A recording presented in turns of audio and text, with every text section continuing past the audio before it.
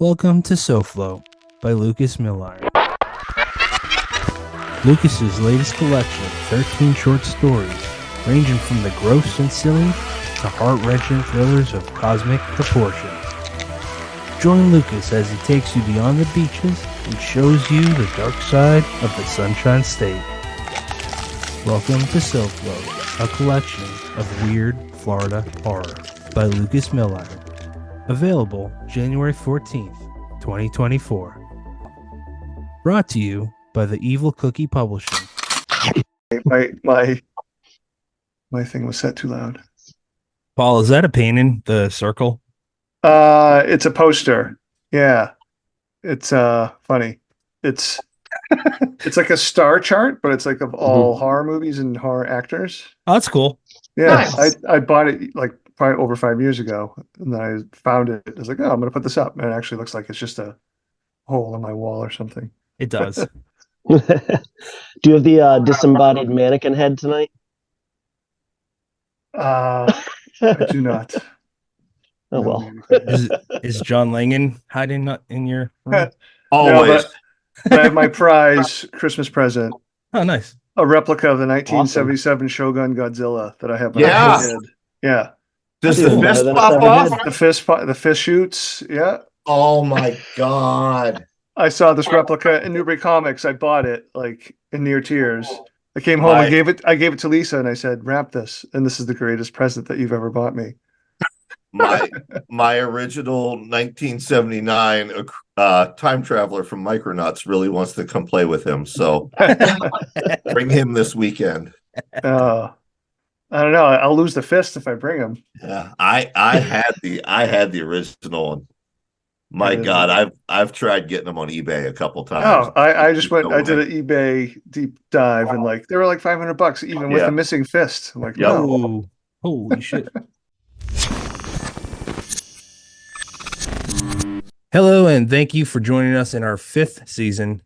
If it's your first time here, please hit the subscribe button for more episodes like this one. If you're returning, thank you and welcome back. I'm your host, Patrick R. McDonough, joined always by my friend, Brennan LaFaro. Say hello, Brennan. Hello, everybody. And our other friend, Candace Nola. Say hello, Candace. Hello. Today, we're talking everything horror with panelists Mariana Enríquez. Say hi, Mariana. Hi. Brian Keene. Say hello, Brian. Hello, Brian. I was going to do that. Say hello. Damn it. Got to throw it off. Paul Tremblay. Say hello, Paul. Hello, Brian. Nailed it. Gabino Iglesias. Say hello, sir. Oh, man, they already ruined the joke. I'm good. And Cina Pelayo. Say hello. Hello. Every panelist here is a part of... Oh, I jumped ahead. My apologies. Horror is many things to many people. It's forever evolving, and with evolution comes change. We find ourselves in a time when voices of all walks of life has an opportunity to tell the world their story. Every panelist here is part of that change, but 2 in particular had historic accomplishments in that arena last year. That would be Cina Pelayo. She won a Stoker Award last year for superior achievement in a poetry collection. That book is Crime Scene, making her the first Latina in history to win a Stoker. Then we have Gabino Iglesias winning the Stoker for superior achievement in a novel for his book, The Devil Takes You Home. So congratulations, you two. And Cina, Gabino, this question's for the 2 of you, but we'll start with Cina. What does winning the Stoker mean to you? I mean, I was breathless there, and I'm still processing it, and I felt the weight of it for so many reasons. I mean, my father had died. We were very close, and he supported my love of horror. And the next day was Father's Day. And so I couldn't celebrate that moment with him. And just being up on the stage, I kind of felt like this is bigger than me in a way, because now it's always just been me just sitting here and writing. But now I have other younger and newer authors looking to me as even more of a role model. So what do I want them to think and feel? Like, I still need to stay true to myself and what I want to say and communicate, but I have that added pressure. And it's a big point of pride. It's not only the honor of being a Bram Stoker winner. That is, alone, it's like massive. But then to be the first Latina, it's huge. So I think now that I'm kind of coming down from the grief process, I'm starting to think about how I need to think about that a little bit more. Interesting. Definitely. Gabino, what about you? I don't know, man. I tend to process things rather quickly. So it was like, it was everything, and then it was nothing, and there was everything again. So it's like, hey, we did it. It's good. It's good for me. It's good because now, when I attach my name to a blurb, that might mean something for folks and make them pick up a book from someone who I support. Um, when I go out asking for blurbs, I don't think people are gonna know me. So now I can say, hey, you don't know me, but you know this thing, and I want it. So that might, push you to give me a blurb. Um, it was sort of like, all right, so I got this. So it means that my agent's gonna be proud that she took a chance on me, and my editor at Mulholland's gonna be proud. Cina's not gonna be angry at me that she had to do this alone. There was a lot of people there, who've been supporting me. Becky Spratford, Paul, Brian, Cina, and it was a communal thing for me. It was like, I want it, but it's, these folks have been supporting me for so many years that it feels like you want it for them. And then the next day, I was at the airport, and it was sort of like, wow, it's Richard Lehman, it's Stephen King, it's Paul Tremblay, John Langan, Sarah Langan. I joined that club. And then I was like, let me look at who else is on the list. And I was like, that's a lot of white folks. That's incredibly talented bunch of white folks. About damn time someone brought the flavor. So I'm very glad it was me. And on the same historical night that Cina became not only the first Puerto Rican, but a woman to boot.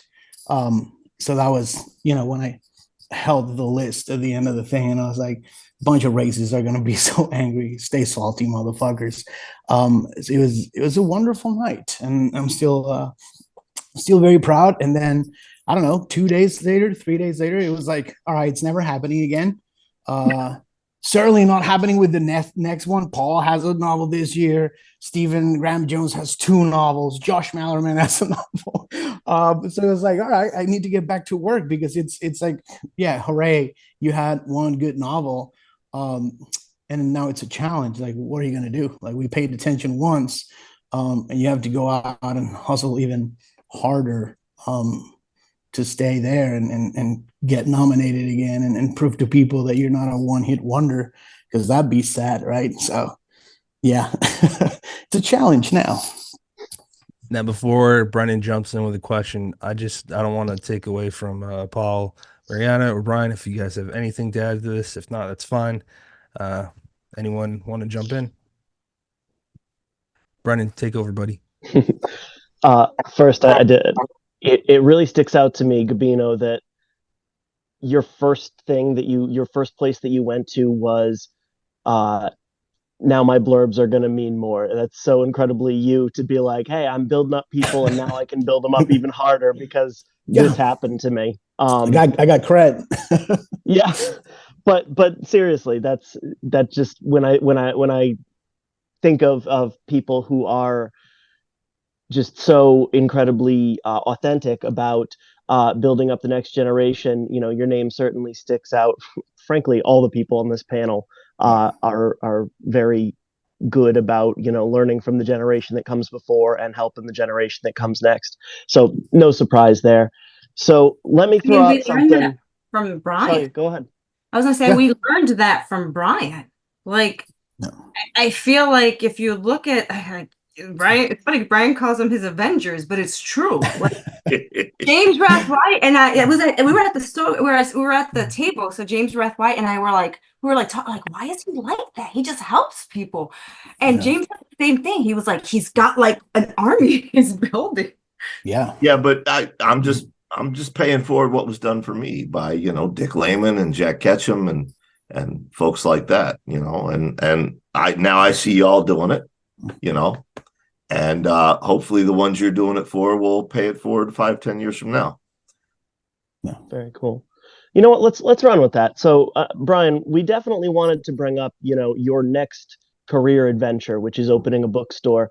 And, I'd love to hear you talk just a little bit about that, but also throw out, that reputation you've built of helping the next generation and how that ties into your bookstore. Well, the big thing that I've been mulling over for the last year, definitely the last year, is these generational shifts that happen in our industry. We are at a time when horror fiction has never been more popular. I've done the math going all the way back to the pulps. Horror fiction has never been more popular than it is right now. There are more authors writing and publishing it now, not only in mainstream, but in the independent press, self-published, etc. And there are more authors from traditionally marginalized communities and groups who are not only writing and publishing, but who are having an enormous amount of success doing so. But what strikes me is that as we have all of these new authors coming up, we still have an entire generation of horror authors now in their 70s, their 80s, who are still hustling to try to pay the bills, to try to get that next book out. Gabino and I talk a lot in private about the hustle. But what I'm learning is that the hustle doesn't end for some of those writers, for most of those writers. And that's a scary place to be in, because you reach that age and people aren't reading you the way they used to. And I think that's normal. I think that's natural. Younger authors are going to read, younger readers are going to read authors who they feel is theirs. Paul's a great example. My son is 16. His girlfriend, every one of their friends, Paul's their favorite author. My kid has bragging rights all over high school that, yeah, I talked to Paul Tremblay at my dad's wedding. Stephen King was my author. My son doesn't read Stephen King. He's reading Paul Tremblay. So I don't, I'm 56. I see the time coming in another 10 years when I'm going to be in that same situation as some of these other older authors.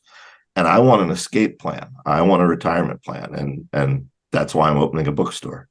It's a nice little secondary revenue stream, while I can also write, but it's a secondary revenue stream that I can use to lift everybody up.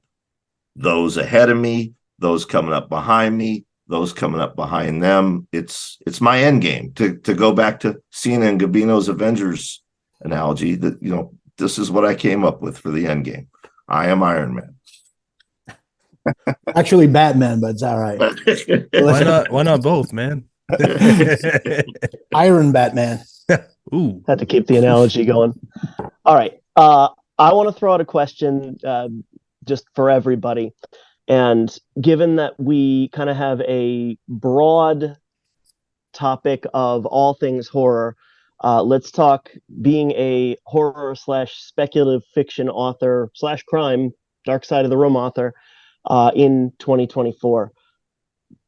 What's our role? What's the role of a horror writer in 2024? Are we still that group of people that have to hold a mirror up to society with, the ever increasing popularity of streaming and the decreasing attention spans? Are we, just storytellers and entertainers, or do we have to fall in the middle? Mariana, I'd love to throw it to you first. What's the role of the dark fiction writer in 2024? Personally, I feel like I'm a realist at this point.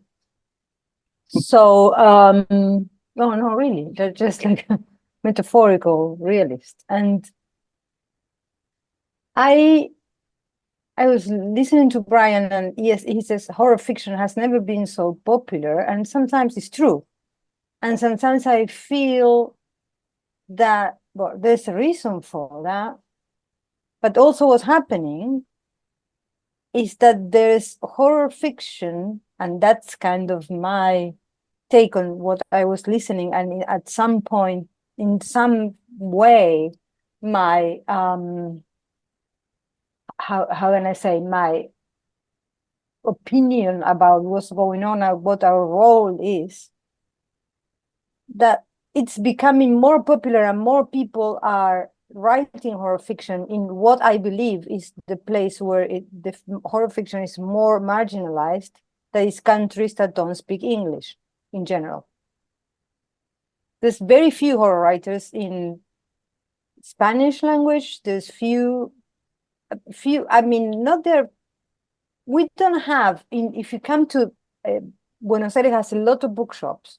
Do we have a place like a lot, is like the country that has more bookshops in its capital city in the world or something like that? You go to a bookshop, you see a horror fiction, no. It's mixed. It's still not really accepted as something serious. And yet, in our countries, in every country, but in our countries, there's a lot to say if you want to think about it as a mirror to society in horror. And it's used a lot that way. Most of the horror writers in Spanish, for example, are also political writers. I'm an example of that. So what I think that it's kind of, I don't know if what we have to do or whatever, is starting to read what people are producing and writing outside of the US, outside of the UK, and even in Europe. Like there's writers in, I don't know, became a huge fan of a writer from Hungary. It's called Attila Veres. He's like, oh my God. And it's completely different when he's talking about. So I think what we can do as horror writers maybe is open, and try to see what is horror fiction doing to people in other countries. Because I think before the streaming and everything, that is kind of, to me, it's kind of not, it's kind of thinking that this horror fiction is written only in this language, in this tradition. And to a point, it's like that, because, I have those are my influences. I have no problem with that. But what's going on in other countries and in other languages is pretty amazing. I'm very kind of flattered that my novel is well read, or people liked it in other places, because it's amazingly local. Like I can throw you like 20 references that you're not catching, and you don't have to, because you're not. But when I was young and I was reading horror, my first horror writer was Stephen King, Lovecraft and Poe, the classic. That's the first one that I said, wow, with Stephen King. I had no idea where Maine was. I had no idea what Maine was. Do you know if it was invented? Could be, to me, Macondo, whatever. It doesn't matter. And when I was reading him, I really wasn't, I really don't like the concept of identification. Like I identify with this character. I feel like I don't need that. I need to know what's going on. Yes, I think we are storytellers, is the short story, but we should be, I think, storytellers of other realities too, of other literatures, of what's going on everywhere, because it's also the first time, I think, we are so connected.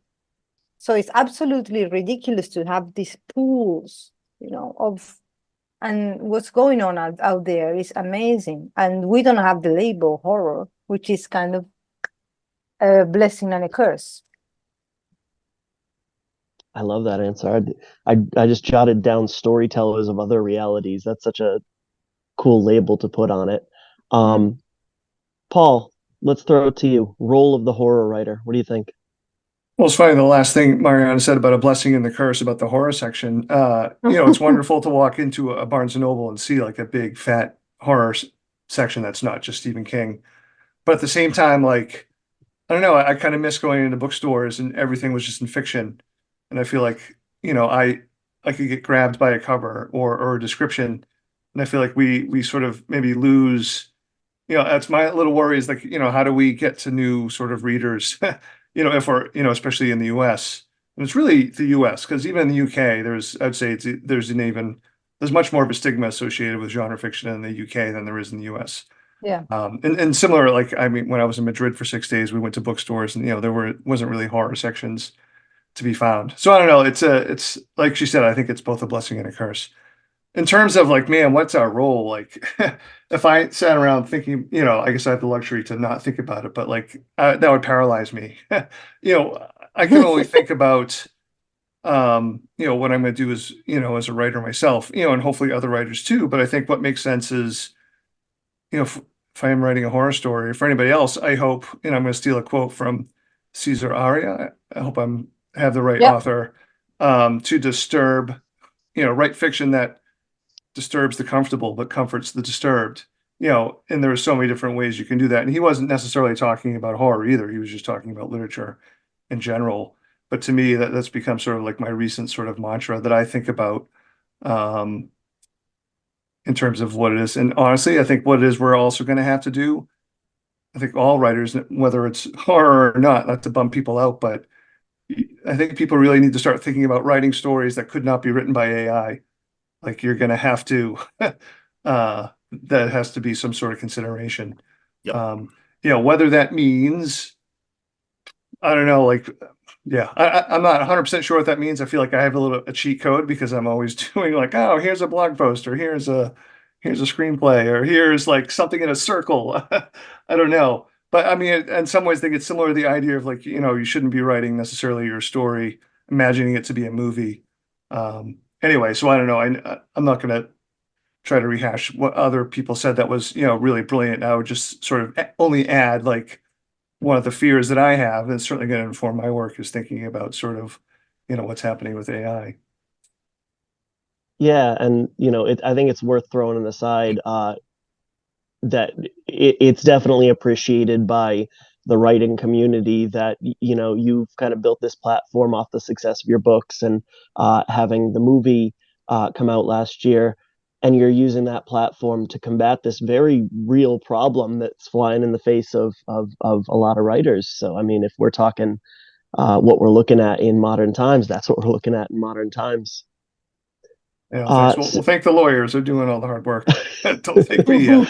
But they're putting your name on it, so Yeah. I assume you signed off on that at some point. Cina, same question. Role. Good question. What is the role of the horror author in society today to make people uncomfortable and to ask the questions and sometimes answer those questions that people don't want to face? And I think that what the horror author does that a lot of society is uncomfortable with is we bring them to the point of discomfort. We show you a range of issues, whether it's social, political, or maybe we just explore areas that are extreme. And I think there is something to be learned by being brought to that point of discomfort. Yeah, absolutely. I'll keep it brief because I want to hear from everyone. I'm just like, That's true. Gabino, how about you? I don't know, man. When I was growing up, I just wanted to be Brian Keene, so that's what I'm trying to do. What don't we do? Anything your genre can do, my genre can do better. We teach about empathy. We give you controlled chaos. We entertain. We've created spaces where it's like you don't know what it's like to be a Black man or a woman or a trans person, and they felt welcome. And now they're telling us their story from their points of view. So I'm learning, I'm expanding my horizons. I'm being, and Mariana said this beautifully. I'm being political. I'm talking about racial stuff. I'm writing in Spanglish. I'm talking about borders, and I'm talking about society, and I'm talking about poverty, and I'm talking about, diversity and representation and multiculturalism. And it's the genre where we can do all that because we were never, and again, I think Mariana mentioned this, we were never respected. So it was like we weren't literature with a capital L. We were the dirty kids at the kids table, and we just never cared as a genre. Like I grew up with Brian Keene, surprisingly because he's very young, but Brian Keene and Bentley Little and Richard Lehman and Stephen King, and that was not like all the other stuff that other people were reading, but they also didn't care. So like the covers didn't care, and they murdered people and they didn't care, and they were gory and funny and entertaining. And I think I remember reading Brian and being like, "This is a white guy putting gay people in his novels. Like, there's something going on here. Like, there's a reason why he's doing this, and other folks are not doing that." Um, and we do that because our genre was that, like, we didn't have to pay respects to anybody. We were the mongrels, and you don't give us a space at the table. We just make a bigger table out of the bones of our enemies. And now it's like, oh, we're huge because we have a John Langan and a Tremblay and a Brian Keene and a Josh Mallerman and a Cynthia Pelayo and a Hailey Piper and Eric LaRocca. And it's like, yeah, but we didn't come to you. You came to us. Like, we're still gonna do what we've always been doing. So we're gonna be nasty and political, and we're gonna be Brandon. You mentioned that mirror. We genre fiction, especially horror and crime. That's what we do. I'm not gonna talk about Trump because it's kind of boring, but I'm gonna put it in my stories. And then you're gonna read about it and you're gonna go, oh, okay. To steal from Stephen Graham Jones, he said horror fiction is like a cake. So you put the shiny stuff on top, the ghosts and the werewolves and the vampires and the haunted houses, and then the inner part of the cake is like your politics. But you call people over with the tasty stuff, and we keep doing that. So whatever your genre can do, we can do better. Yeah, that's about it. Yeah, no, that's fabulous. I love the way that, I mean, like almost like y'all planned it, the interconnected answers. I mean, where we start off with the kind of bringing the world together, for lack of better words, but just uh taking that whole idea that the internet and modern times have made the world smaller, but we still need avenues to kind of understand each other, and to tell your truth to disturb the comfortable. Yeah, really cool. Brian, how about you? Yeah, I would like to further bring it together. Like Paul, I'm a member of several lawsuits regarding AI, hoping to represent indie authors. I think they should have a voice too. But Gabino brought up empathy, and Paul brought up we need to start writing things that AI can't write. As human beings, it doesn't matter who you are. There are universal things we all share. We all know what a baby or a puppy dog smells like. We all know what a first kiss feels like. We all know what it feels like to get your heart broken. AI cannot duplicate that yet. AI can write a novel, it can write a movie, but it can't accurately describe what a newborn baby smells like when you're holding it, or what that feels like to get your heart broken. And I think we all need to do that. We need to put our heart into whatever we're working on next, and talk about those universal truths that we all share. We're splintering as a society, not just along political lines, but along every line imaginable. And that's not a healthy place to be. And I've always said, I think of myself as an entertainer first. It's a debate Nick Mamatas and I have been having for 20 years. But even an entertainer can tell truths. Even an entertainer can show a truth, show a value in something, and bring everyone together, unite people through it. I mean, Taylor Swift does it, so I don't see why we can't. Um, so yeah, that's what I think our task is going forward this year. Very cool. Nice cap on it too. Candace, go ahead and take it, my friend.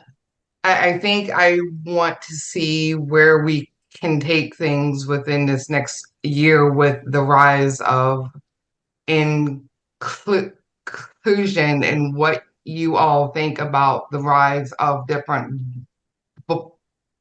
voices within our world now with regards to how we write and why we write it. Paul, let's start with you and then we'll come back down the line. There's too many folks on the screen. Yeah. No. I mean, it was beautifully said. No, I mean, to me, that's the most exciting thing that's happening with horror literature is, the number of own voices that are not only being published, but, being published successfully. Yeah. And, and I hope, and this is really sort of on the publishers as well as the readership, my hope is that, they keep it going and actually put a push behind these authors as opposed to just spitting out like, 10 books a month. And those I mean, that is sort of the publishing model. That's not unique to, it's really not unique to horror, but, in terms of place in it, I just feel proud and privileged that I can play whatever small part or not even a part, but that I get to sort of join in on this conversation to me, because that's kind of what I imagine, horror fiction or any genre. If you're working within a genre, and horror in particular, it's this getting close to almost 200-year long conversation. And now the conversation is finally, within the last 10 years, expanded to let more people to join that conversation. To me, it remains really exciting to be a part of it, and I can't wait to see where it goes next. Thanks. Cina. Sorry, I can't talk at all tonight. I have it muted because you might hear, I'm in Chicago, so you'll hear sirens. So the sirens are going. They're gone.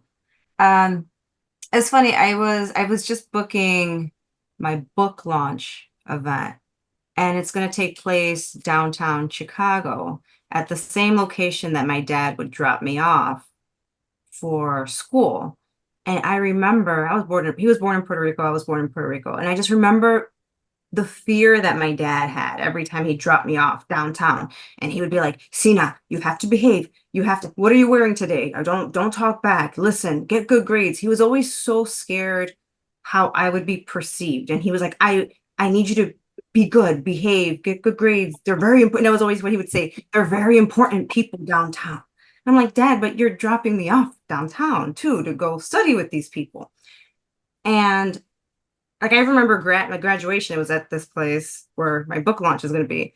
And I remember I was laughing after I got my diploma. My dad's like, don't laugh. I'm like, Dad, but I'm part of this. And I think that's finally when it clicked. And so this is just a long-winded way of saying that it's finally kind of come full circle for me that I'm a part of something that I think my dad could never have imagined growing up in the 1940s in a wooden house that had a dirt floor. He had a latrine. And then he came here, had us. I don't think he would ever expect that the place that he would drop me off at downtown, that he was so terrified of how I would be perceived. Like, don't, speak properly. Like, now I'm going to have a book launch. And I just wish he could see it, because I could just hear him laughing of how proud he would be. Mm-hmm. So I think for me, me working in the industry, for one, is, it's an act of rebellion, My father was involved in a lot of protests, and I mean, he marched in the Division Street riots, and he remembered when Dr. King marched here. And so for him to know that his daughter's part of something that's much bigger, I think he would just lose it laughing and just so proud. And I like to write things that are universal now. I think Forgotten Sisters deals with a group of immigrants that came to Chicago in the early 1900s, Irish, German, Polish.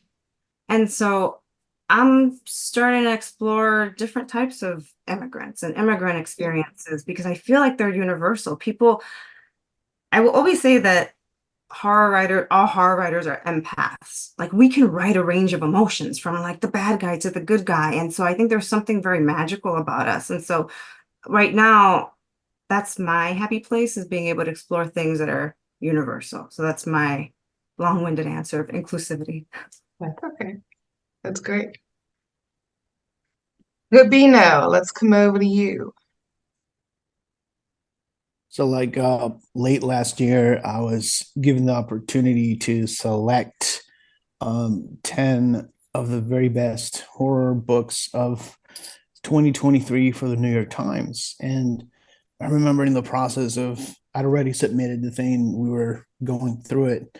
And I was like, there's a lot of weird squiggly lines under this because I had like Maria Fernanda Ampuero, Gustavo Eduardo Abrevaya, and Mariana on that list. And then I was like, oh, so if we take this three and then we add Silvia Moreno Garcia, that's like, first of all, that's a lot of women. And also, that's a lot of brown folks. That's a lot of Latinos in there, like 4 out of 10. Um, it's something special is happening. And I think it's wonderful to see. And I don't think you can put that genie back in the bottle. Like it's Yeah. who's horror for? Well, it's absolutely for everyone. We've been telling y'all for years. And so, it's out there, it's growing, it's going places. It's amazing to see. I see because I teach too, so I see the newer generation just not being afraid of, well, I'm going to put my pronouns on my bio because I know I'm not going to get discriminated. I'm going to be able to find an agent or an indie publisher, even if I am trans, even if I am a Black woman who's never published anything before. There is a space for me, and I can self-publish. I can go with an indie press. I can look for an agent. It's the golden age because we have all these avenues, and they're all valid as long as you get your story out. So in any way, I think Paul said this, any way that I can help with that, it's like I celebrate it because I rode that wave. And we have one of the biggest authors in this country right now is Sean Cosby, and Sean and I came up together. And I remember him saying right after My Darkest Prayer, when he started doing well, it was like, I'm coming for everything they said I couldn't have. And to this day, I'm like, whenever someone tells me, now you can't do that, or you have more readers now, you should cut back on the Spanish, then it's like, nah, I'm coming for everything they said I couldn't have. And now it's a collective thing. Like, we're coming for everything y'all said we couldn't have. So it's a beautiful thing. Yeah, it is. That's what I was gonna say. All right, so we have Mariana left, and then we'll take it over to Brian. Yeah, well, I'm the one that has to be included. No, really. There's two dimensions when you come from outside in many ways. Like I write in Spanish originally. I can't write in any other language. I don't want to write in any other language. And I write with my references, literary and of reality, and I don't want to write with other references. So to me, first is the first circle. There is what happens within my literary community. I come from, as Cynthia said, is Cynthia really? Like I'm saying it in Spanish. So my family is a very activist kind of family. I come from a place of rebellion in itself. That's not necessarily like, sometimes I find that because you are from a Latin American country, you're necessary. Not we have like amazing reactionaries here, like my president now. Is Google him. That's a horror story. And so that's the first part where it's forever. I started writing and publishing when I was 17, 18. So the first thing was um, why are you writing genre? It was like nobody, not only nobody was doing it, but as a young woman writer that was known, there were not that many. And choosing genre, my first novel is not that much horror, but because I didn't know how to do it, it would have been. So it's more like, Bret Easton Ellis meets Clive Barker, but because I didn't really know how to do something else. I was very young. So that was for years. We're like, okay, now you're young, but what are you going to do when you are an old woman, an older woman? And are you going to keep doing horror? Like nobody's doing it in Spanish, and it's absolutely has not only no prestige, but no scene. That's a bit even more scary because you don't have peers like at all. Yeah. Spanish in general, but also in Argentina in particular. And now that changed dramatically. Dramatically. I mean, Gabino was saying, and just those out of those four, only one is writing in English, not translated. Sylvia, the others are all translated. But that is really recent. Yeah. Even really recent, like not 10 years recent.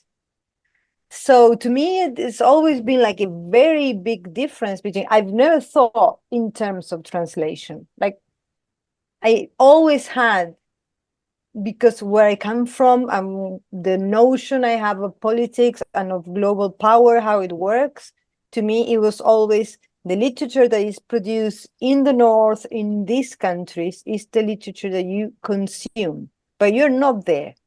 You never will be there because not only they won't read you, they don't care about you at all. And maybe they care about the immigrants that are going there because they're living there and they're, citizens or working there, but you're not in their radar. It doesn't really matter. You consume that, you read those books. Those are the books that are your influences, but those are not your peers. That was very in my mind, in a way that now to being able to publish in different languages, to me is very surreal in a way, because really it's very difficult to explain, but that's not that's really not for you. And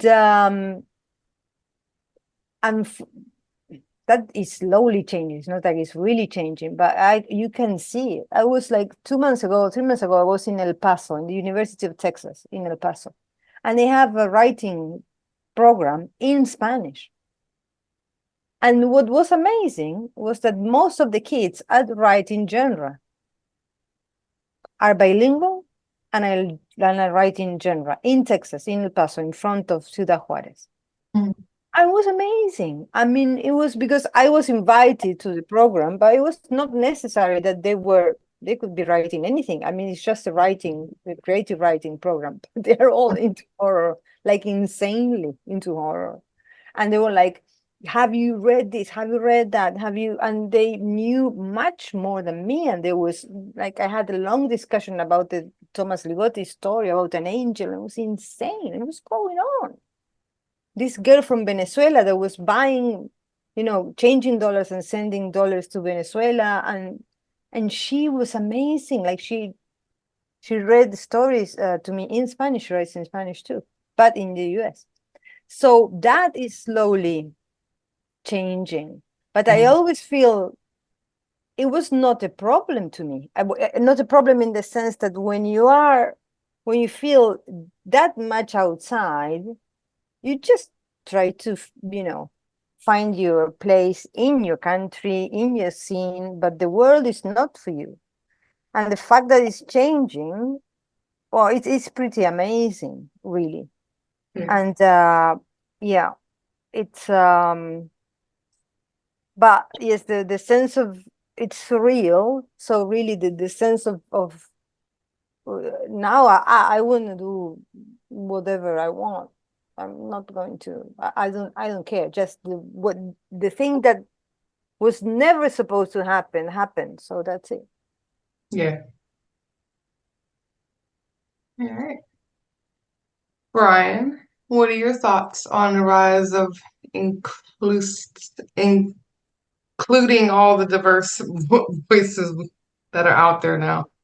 Well, I mean, I'm old enough to remember, and Gabino knows this because he and I have talked about this privately. I'm old enough to remember when there was one Mexican horror writer, my best friend, the John Langan to my Paul Tremblay, J.F. Gonzalez, Jesus Gonzalez.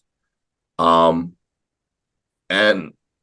something I have never ever tooted my own horn about, and I never will toot my own horn about, but something that Rath James White and Maurice Broaddus like to bring up with people is I'm old enough to remember when I put together the genre's very first Black horror writer panel, because there were 5, and that was enough for a panel, and we'd never had something like that before, and I thought it might be interesting. That was back in 2001. So yeah, to look from then to now, I mean, my God, and Cthulhu, it's night and day difference, and it's amazing and it's invigorating. I wish Jesus was alive to see it.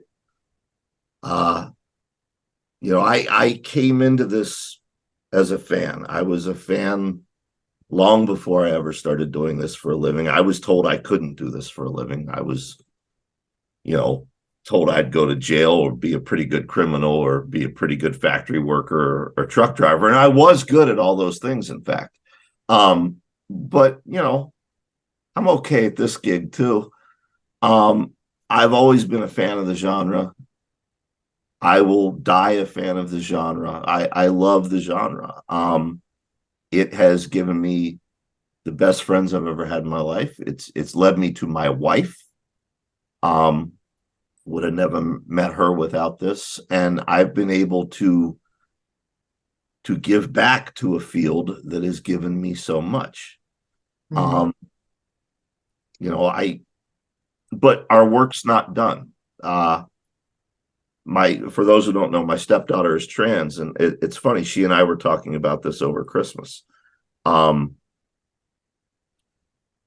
think for some of us of a certain age who remember that time, how it used to be, and look at how things are now, there's a tendency to sit back and say, it's all good now, but it's not. We gotta continue to fight for people, and we gotta continue to pave the way. So that's kind of my goal, as I said before, with this bookstore. It's to uplift everybody. So that's my thoughts.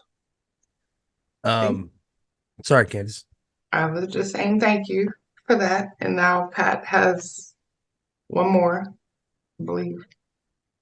I don't know how many times we mentioned that, Brian, your show was a huge inspiration for Brennan and I when we started out. And I just wanted to point out that it's really neat if you're a fan or you're going to jump into the show. It's the Horror Show with Brian Keene. It's really neat to hear the first episode. Just Jack Ketchum, the first time Mary was on, is pretty much tied for one of my favorite episodes of your show. But it's really neat hearing the evolution of your guys' relationship, going from instantly best friends to just, husband and wife. So just for people that aren't aware of your show, probably everyone is that's listening to this one, but definitely check that out. Thanks. Yeah, man. I got one more question and then we're gonna do final thoughts. So everyone pretty much touched on place. Mariana, you had some emphasis on it and the importance. So I'm just wondering, when place is used as horror itself, how important is geographical location to you? And this is for everyone, but I do want to start with you, Mariana. What are your thoughts on that? No, to me, it's absolutely important because to me, the location I treat as a character, and they influence each other. I'm a big believer, let's say, in psychogeography. So I really use that concept of, because most of what I write is about, I think, is about memory. And I think, therefore, history, of course, and therefore politics, but memory is like and keeping the memory. I think places are keepers of memory, but so I treat them as characters. To me, they have a personality. They can spread a certain vibe. They have a history that is, trying to be changed. So I'm really interested in from the gentrification in the city to the destruction of the environment, and not necessarily, writing environmental horror or whatever it is, but to me it's very important because you can see how things change, and sometimes how the place redefines fiction. For example, not to put me as an example, but this is a writer that is very well known, and it's Argentinian too, Samantha Schweblin. When Fever Dream, this is a short novella that was had a lot of, very good reviews, and was very, very well received with a reason, because it's terrifying. She uses our campo, that is kind of the land, the land to be where agriculture happens. And in the past, let's say 10, 15 years, that landscape changed from a place of peace and quiet, yes, very big, and the pampas, and that, but it was kind of the place of the rich, the place of the work. It's kind of Edenic thing, to hell. And that hell is because of, the growth of soy that is needed for certain products, and the poison that they put in it. So they're poisoning people, they're poisoning the land, they're poisoning the rivers, they're poisoning everything. And Samantha made this short novella that it's about that, but it's not. That it's something that horror does. Is at the same time it's not. At the same time, it's a mother-child story, etc. But also the campo, because of what is happening, changed literature, because there's a whole tradition of literature that puts that landscape into a place of peace, and it signifies that no longer signifies that at all. So to me, places have that. They can change, they can influence your characters. They're absolutely important. I mostly use cities, big cities, and my cities I know. And the other place I use a lot is the northeast of Argentina, because it has a very particular feel, because it's a border, because it's a liminal space, because it's a border with Brazil. So the language is very Portuguese and Spanish. It's very mixed, because it's a liminal space in terms of belief. We have the more Catholic side of ours, and then the more Afro-Caribbean kind of religion. So it's kind of a very liminal space in many ways. So I use that. And then I use what I call spaces of imagination that have to do with the things I heard, watched, etc. Like LA, for example. LA is a place that scares me. I think it's because of David Lynch, but it really scares me. And I'm like, it just, it really scares. I can't deal with it. And I remember I was staying at the Billboard Hotel. I was terrified. And like terrified. I ended up writing about it because I was terrified. And they take me, to excursions. Let's go to Laurel Canyon, and I'm all the time waiting for some kind of, I don't know, how do you say, like Teda Bara coming from somewhere. I don't know what it is, but I'm absolutely scared of it. and that's a place of imagination. It's like there's nothing. Well, some things are creepy, but what I mean is, it's a place that is really on my mind, and I ended up like writing like 2 stories in LA, in a place which I only been like 2 times in my life. But that is to me, it has a character. To me, they are characters, and that, for example, to me, LA is like the villain in my mind. It spooks me. So you know, it's very important, and I think also it tells a lot of a story of how people live. Like I was talking the other day to a horror writer from Egypt, and for example, people live in the big cemetery in Cairo. They live there. They have houses there. So because of course, like think about it. It's a country, and as many of our countries, it's a country that has a problem with people having houses. There's a better term of saying that, but I can't remember now. And of course, it's one in Egypt. So the people say, why is all these dead people in this empty space? I'm going to take it, and they're living there. And the stories they have there, and what it is to be from a country like, they don't really have copyright laws like we do. But all this influence for this crazy city that also happens to have the pyramids. And I don't know, it was amazing to have that kind of conversation with someone that came from a character that was Cairo. And to me, yeah, places are characters, and always been. So they are very important, yes. Right on. Ryan. Yeah, the question is how important is geography? Horror? Yeah, like a place as horror itself. How important is that to you and your stories? I mean, Mariana brought up a great example with David Lynch and Southern California. You can point to the obvious, Stephen King in Maine, Ronald Kelly and the Deep South. But I've been literally all over the world, mostly in the military. And for me, what I keep coming back to is the people in every one of those countries. When you boil it down, they all want the same thing.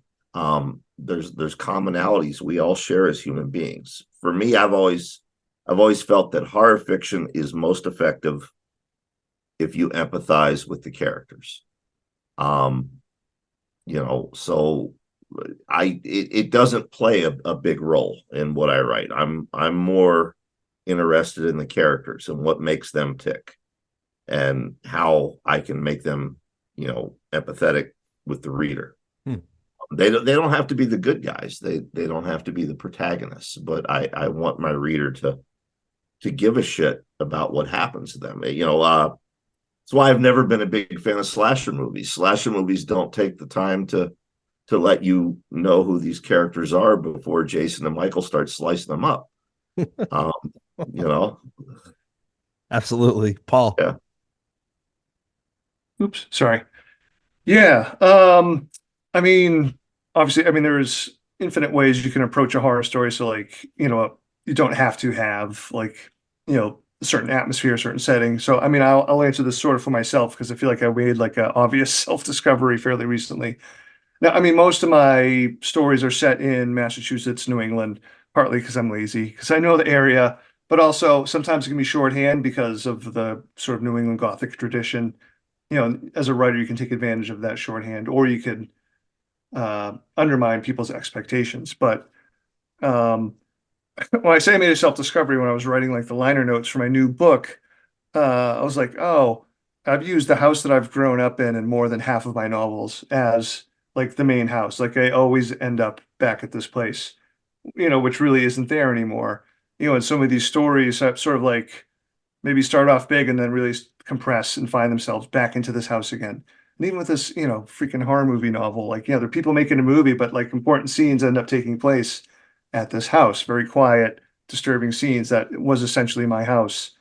So for me, I think it's a little bit of what Brian said too, because it's about like the characters. And I always sort of, I don't know, I go back to, so if I'm keep going back to the house that I lived in where my father worked at the Parker Brothers factory for 25 years, and he wasn't a suit. He was someone who worked on the assembly lines or the mailroom. That factory's gone. He lost his job. My mother was a bank teller. My dad now like can't retire. He's stocking shelves at a grocery store at age 74, going on 75. But like, so like the house that I keep going back to, like it's disappeared, but I keep trying to bring it back. And like sort of like the economic reality of the people who live in that house doesn't really exist anymore. You couldn't do the jobs that my father and mother did and have, the little house that we had, and to be able to sort of exist. So all those sort of anxieties, to me, it gets represented by like these houses and stories, which I think also like when I think about like a lot of my favorite movies, like when a haunted house story is done really well, to me that's the part that like really speaks to me. Nice. Gabino. I'm so glad that Mariana brought up psychogeography because I was born in a colony, so I think we're born angry, and then, and then you get angrier as you grow older. But if you take all the amazing short stories that Paul has written and try to come up with a collection of all the ones that are heavily influenced or take place at the beach, right? If you read Brian's fiction and nonfiction, especially, he's out there sitting by the river. He's looking at the river. Cina writes about Chicago. Mariana's work is Argentinian to the core. I started writing in English in 2008 and spent 3 novels sort of like dealing with this new otherness, this new language, and Spanglish and all that stuff. The next one takes place back home. You cannot take a kid who's growing up on the beach in like California, and then like a Texas kid and a kid from the Bronx and a kid growing up in a farm in Montana and put them in a room and pretend that because they're all 10 years old they're going to be the same. So it is a character. It influences how you see the world. Cina was just talking about the sirens. Yeah, it's Chicago. It's a Chicago thing. So where you're from and where you set your stories, I'm gonna pick a fight with Paul here because I don't think it's laziness. It's like it's in your blood, man. It's like it's the thing that comes out. It's what you know. It's what you see every day. We don't create just characters like out of the blue. It's this subconscious process where we take like bits and pieces of everyone that we interact with on a daily basis and people that we saw in the supermarket and this weird dude that rode the bus with us and they're in the same place. Like it's Cina's talking about like what like freaking 20 below. It was like it felt like 5 degrees here yesterday, and people don't go out because give us the 100-degree summer, man. That's we can handle that, but get close to the lower single digits and we don't leave the house. It's like shut it down. We're not we're not stepping outside. So it is a character. It's there whether you want to or not. It's in your psyche. It's part of who you are. Our characters just react to stimuli, and they're going to react in a very particular way. They're going to talk. Brian mentioned Ronald Kelly. You can hear. It's like Joe Lansdale's work. You can hear the South in their writing, and they're not doing accents. So it's there whether you want to or not. So yeah, super important. Excellent. Cina. I'll try to keep my answer brief because we have friends that are traveling. Like Gabino says, I write about Chicago. I was born in Puerto Rico and I was raised here. My parents are from the island. They grew up in the island and they came here in the 50s and 60s. And I was always really confused because my dad would always say, well, you're Latina. Here are all these pictures of this island and palm trees. This is where you're from. This is what you are. But like we're taking the train and we're going downtown. And so there was always like this level of confusion of this is what I am, where I'm from, then why are we here? But he raised me to have a intense love of this city. Like my father loved Chicago. He was like Mr. Chicago. He was like all over this town. And so I think I just kind of gravitated to just falling in love with this place. And so I think Chicago's a really fascinating city because it's like, well, we have America's first serial killer, H.H. Holmes, but then Walt Disney was also born at a house that I could walk to from my neighborhood. And it's just a very fascinating city with all of this light and dark. I mean, L. Frank Baum wrote parts of Wizard of Oz here. And I just remember my father telling me, well, that's a magical place, Chicago. There's so much here and it's very diverse. There's a lot of history here. It's not Puerto Rico, of course. It's not the island. Like, Gabino and I are talking about the cold, and it's like, we're from an island. We should have been encountering this cold, but this is home. This is the place that raised me. And so I'm trying to tell it thank you for what you've given me. That's excellent. We're just going to do final thoughts to wrap it up the episode. So I'll just start with you, Cina. Any final thoughts? I want to start off in saying to Mariana, eres un gran honor a conocerte because I am Gracias. so like it's the big honor for me to meet Mariana Enríquez. I'm a huge fan.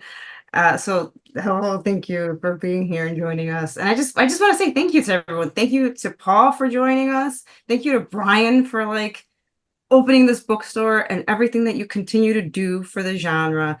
Thank you to Gabino for like all of the work that you do. I don't know when you sleep. Thank you to Candace for the great questions.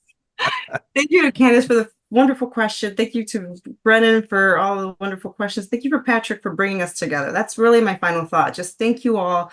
You all do so much for the genre, and I am just like honored to know you and be able to be in discussion with you. Gabino. Or you let Cina go first? Kind of killed it.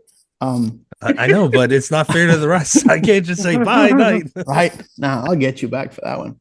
Oh, fuck.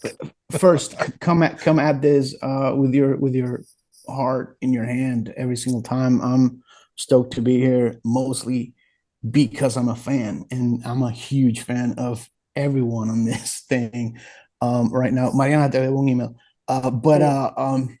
Yeah, thank you all for being here, and I think I'm going to go back to 2012 and say the same three things actually that Brian told me back in Portland. Number one, don't quit. You're going to get hit. Don't quit. Keep at it. Don't be an asshole. That's a rule for life. And pay it forward. That was the third thing that he told me. Still doing it to this day. So it worked for me back in 2012 all the way to today. So it's going to work for you. Excellent. And thank you all for having us. Brian. Yeah, don't quit. You're going to get hit. I've told both you kids that. And Candace, I believe I've told you that as well. Don't be an asshole unless the person really deserves it. No, that's what I will say. Look, 2024 is going to be tough, y'all. And we don't know what other people are going through, particularly if these are people that we only interact with online. It is easy to be a dick. It is easy to be an asshole. I'm living proof of that. I've got an almost 30-year career of proving that. It's a lot more difficult to be kind and approach people with kindness. And I really think that's what we need to strive to do this year with our readers, with the public, with our friends, with our peers. Absolutely. Mariana.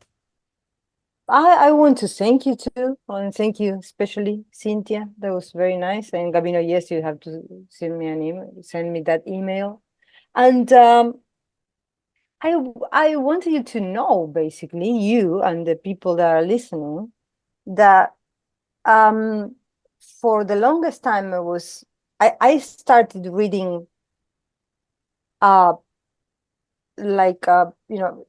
short story collections of horror, like in very pulpy, very, very cheap editions.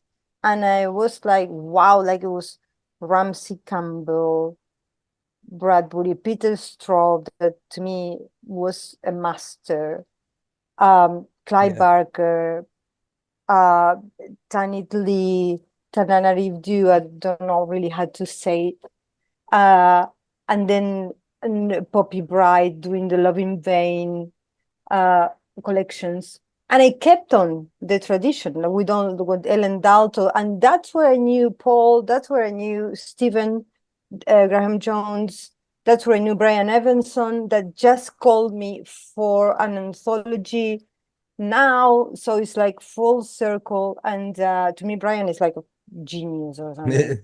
And yeah, and that's where I read Langan for the first time, and I felt that, you know, even when they were not talking, I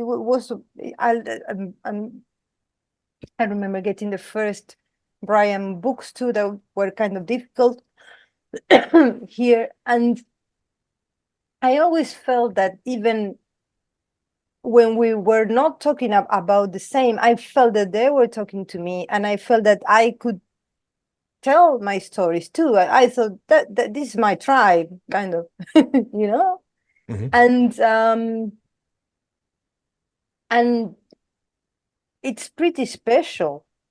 I mean, not only to me, now knowing all these people that to me were like I was always looking up to and writing under their influence, but and also they're kind and whatever. But also, I think it's good to know that from really far away, one can read this, you know, short. Mostly it was for me was the short stories because other things were difficult to get, and be completely in awe and feeling that they're talking to you. That is really not that much a matter of distance, or that it's a universal language, horror, for real. And it's not because I know English, it's not that. Because like I was talking before, I didn't know if Maine was a real thing, or you know, or something he invented, like, you know, some kind of invented place to put all his stories, because they're all there. So I for the longest time I thought that. And then, you know, Maine is not very famous. You know, outside we know California, New York, but Maine is like what? And it's like so that was, yeah, it was very universal, and I was a fan, you know. I wanted to be in one of those, and more than thinking about like the big names or anything. And I still have all that way is all my, and also with the British authors, like I don't know, Patrick McGrath, I'm a big fan, John Harrison. So it's kind of amazing to see that this kind of also a new generation, and this keeps going, and there's fanzines, and there's very crazy stuff out there. And I just, you know, want to say thank you, and hopefully that this could grow even more, you know. Paul. Okay, I'll be mostly quick, but I did homework and I'm going to subject you to it. But first, thank you. And it's an honor to be here with all you beautiful souls. Honestly, like one of the coolest parts about, for me, for being a writer has been meeting, most of my writer heroes, and they're all like really swell, cool, beautiful people. And even cooler is I know that I'm going to get to meet more of my heroes that are, either just starting off now or, I haven't gotten to meet yet. I do have to add, Mariana and Patrick, the next time John Langan's on here, have him do his Brian Evanson impersonation. It sounds a lot like Please. It sounds a lot like Luke Wilson, but it's great. But so anyway, my homework, just because I did write some stuff down, because we were talking about newer writers, I wrote a list. I'm not going to read the whole list, but I do want to give shout outs to some of the newer writers we've been talking in general. Yeah. I know we've mentioned some names, but I do want to, call out, Alison Rumfitt. Holy shit, her books freaking, if someone's not playing it safe, there should be a picture of Alison Rumfitt's, author photo. John Milas, I know, Brian, you've raved about his book, his first novel. Yeah. I'll go a little bit quicker. CJ Lead, Chikodili Amulamadu, Gus Moreno, Clemence Michelle, and Erica Worth, Nick Medina, Julia Armfeld, Luke Dumas, Aaron Adams, Stephanie Feldman, Connor Habib, Claire Beams. I mean, I have more names that just shows sort of the health, the growing health of the genre that we're all in. I guess the last thing too is Brian talked about this a little bit when he was talking about his bookstore, but especially it's been a rough month for uh, the world, but so many great people in the speculative fiction community have passed away in this month. It's ridiculous. Yeah. With like Harold Waldrop just passing away, obviously, people who have passed away that were friends. I just wanted to mention Rick Bowes as sort of an example of someone who was writing what wasn't described then, because you really didn't, publishing wouldn't describe it as queer fiction, was writing it for decades. And he was a mentor to so many New York City writers in the 90s and early 2000s. So like the idea of looking forward, but also, be sure to look back as well, when you can. Excellent. Candace, Brennan, and then I'll go, and then we'll close out. I just want to say thank you to everyone, and we appreciate you here, and have a great night. That's all I'm going to say tonight. Piggybacking off that, thank you all so much for staying up late. I know you all got things to do tomorrow, and poor Mariana is it's like midnight there. So we're very, very grateful for your time, and to start off It's season okay. 5. I'm nocturnal.